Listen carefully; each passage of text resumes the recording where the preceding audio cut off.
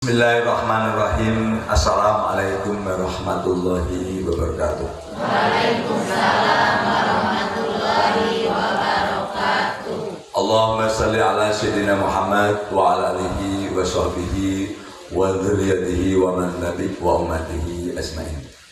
Kepada hadirin jamaah Masjid Al-Mu'min Asta, khususnya semua anggota Lina Asta yang saya sayangi, yang saya hormati, yang insyaallah senantiasa dirahmati oleh Allah Subhanahu wa taala.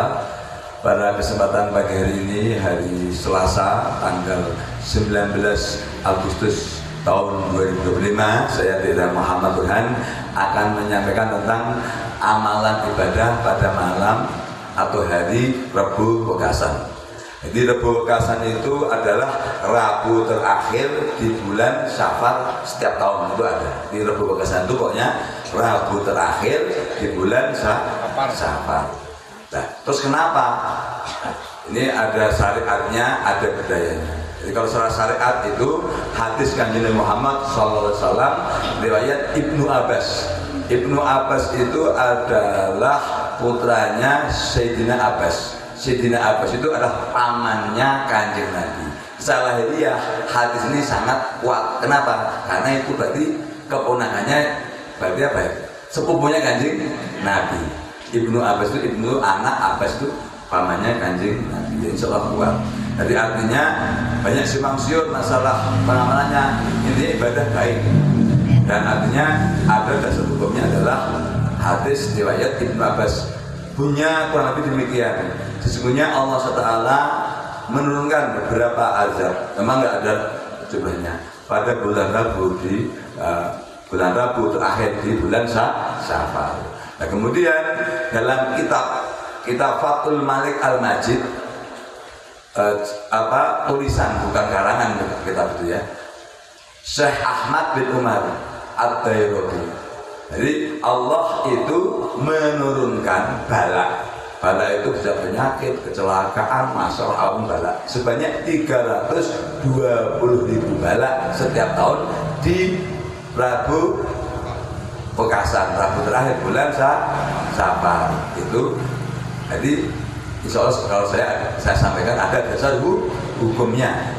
Dasar, jadi artinya kita melakukan itu dengan kemantapan. Nah, terus apa yang kita lakukan?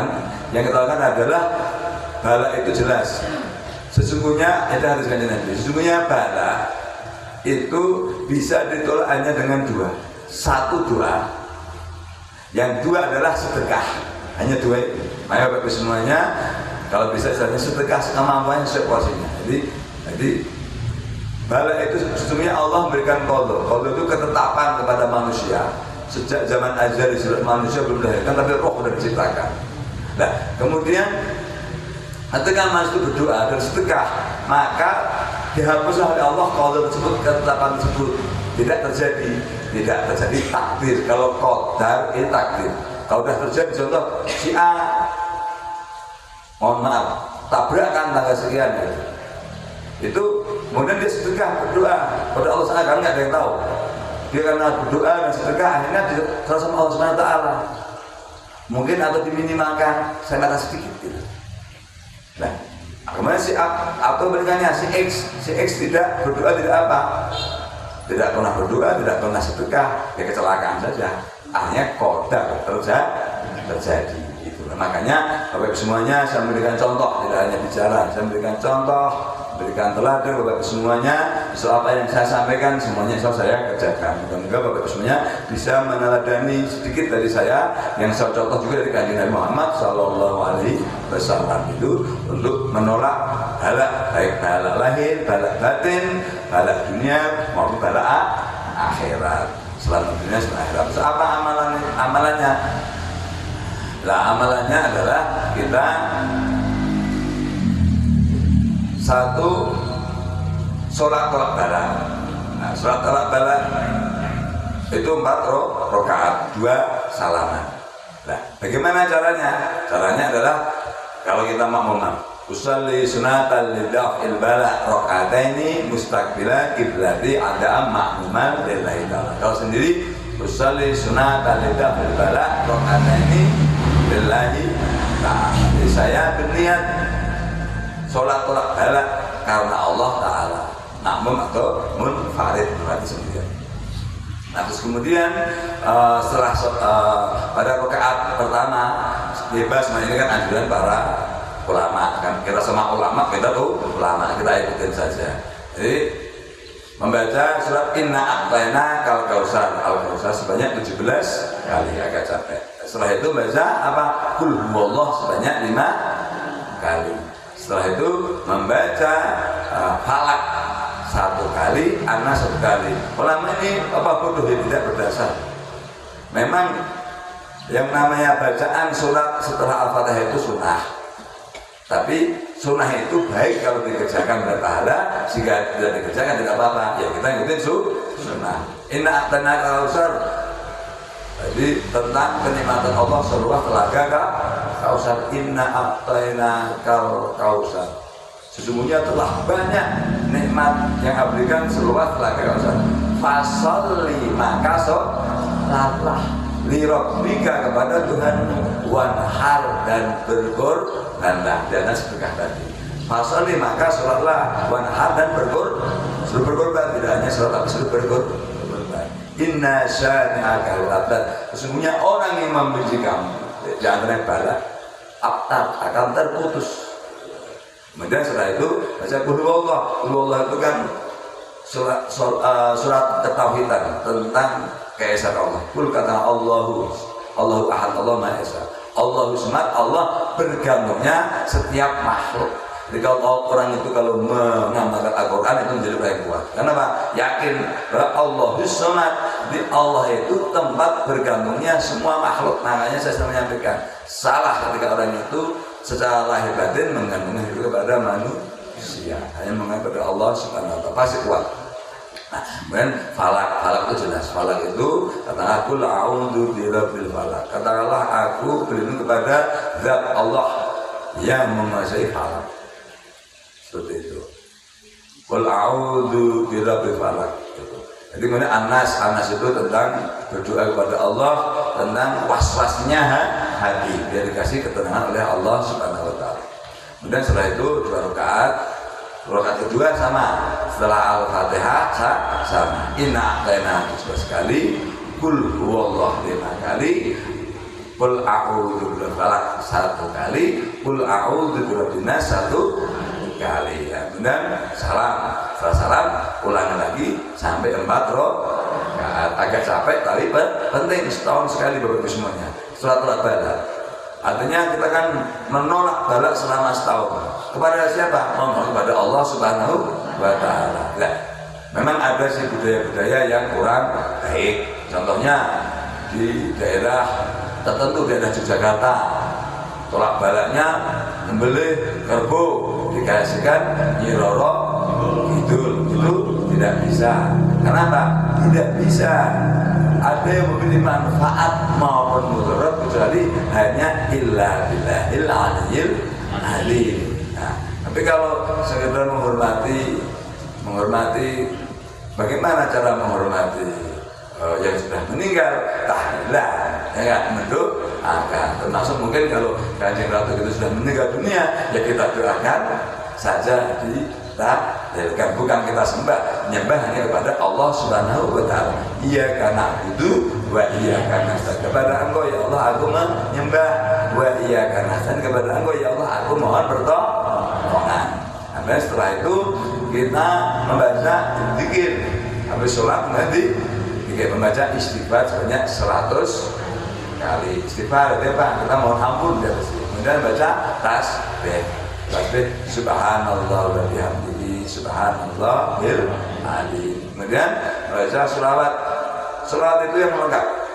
Lengkap itu bagaimana? Kepada Kanjeng Nabi, keluarganya dan sahabatnya. Minimal syukur-syukur lengkap kayak saya sampai ke umatnya. Jadi Allahumma sholli ala sayyidina Muhammad wa ala alihi wa sahbihi wa salam. Itu pendeknya tapi lengkap. Jadi ya Allah, berilah selawat, penghormatan, keselamatan, kesejahteraan kepada Gusti Kanjeng Muhammad, keluarganya dan sahabatnya. Harusnya Allahumma sholli ala sayyidina Muhammad wa ala alihi wa sahbihi man tabi, dan pengikutnya. Kemudian wa ummatihi ajmain, dan seluruh umatnya kanjeng Nabi itu lebih bagus. Kenapa? Perintahnya itu setiap hari kita harus mendoakan bersama umat Islam. Jadi minimal Allahumma sholli ala sayyidina wa maulana Muhammad wa ala alihi wasallam. Allahumma sholli ala sayyidina Muhammad wa ala alihi wasallam. 100 kali. Jadi ini kalau saya baca lama-lamanya itu 15 menit. Apa itu tasbihnya diputarnya cepat gitu. Tapi nah kita kan kadang-kadang itu kalau tasbihnya diputar cepat cuma 10 menit, tapi enggak. Jadi kalau yang benar itu ya astagfirullahaladzim sebenarnya sapi. Jadi itu yang lebih 10 menit ketemulah 30 menit. Kemudian setelah itu hasbunallah wa ni'mal wakil, ni'mal maula wa ni'man nasir. Apa hasbunallah, cukuplah bagi kami Allah, wa ni'mal wakil sebagai apa? Pelindung, wa ni'man nasir dan sebagai penolong. Itu luar biasa. Jadi semua ajaran agama Islam ini luar biasa. Jadi membuat cerdas. Kalau orang itu mengamalkan agama Islam membuat cerdas. Kenapa? Karena bergantungnya kepada Tuhan yang Maha Esa. Kalau bergantung sama manusia gak akan cerdas. Jadi kurang lebih demikian tentang amalan keluarasan.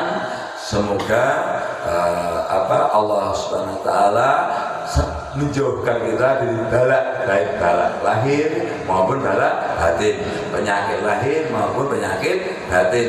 Penyakit batin paling bahaya apa? Penyakit hati. Apa penyakit hati itu? Iri, dengki, emosi, jengkel, amarah, dendam. Itu menjadi penyakit. Gimana? Saya bagi seorang dokter, itu yang namanya semua penyakit itu semua jadi laju aliran darah. Nah, laju aliran darah dalam tubuh kita ini tergantung hormon. Jadi ketika manusia itu hatinya itu sesek, banyak dendam, jengkel dan sebagainya, amarah dan dengki, itu menimbulkan hormon namanya hormon epinefrin itu naik, langsung pembuluh darah menyempit. Nah, ketika pembuluh darah ini menyempit, ini akhirnya laju aliran darah menjadi lambat. Akhirnya jantung pengen memumpah biar mencukupi. Akhirnya apa? Terjadilah pecah jantung, stroke. Itu saya nggak bohong. Nah, kemudian karena jantung, karena ini mompa kencang terus, akhirnya gagal jantung. Akhirnya apa?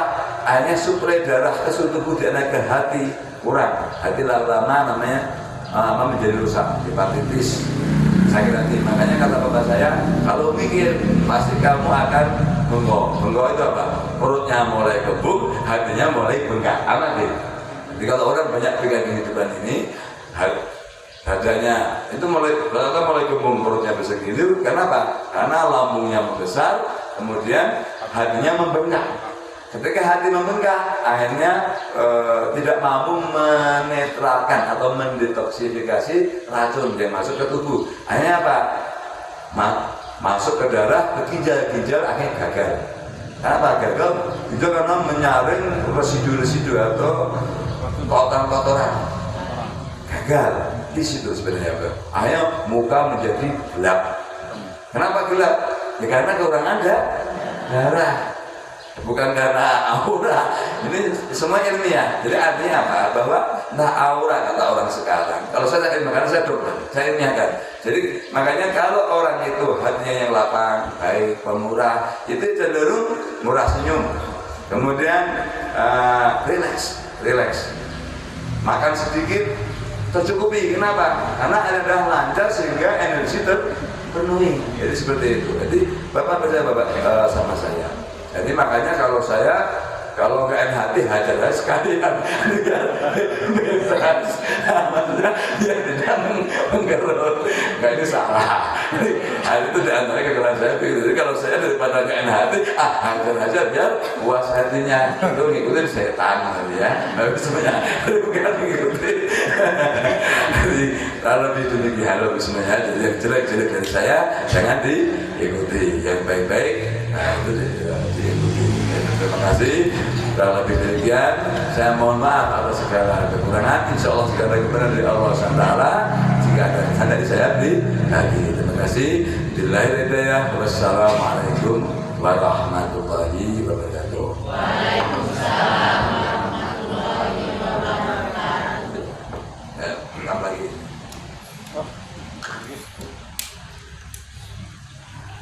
pagi.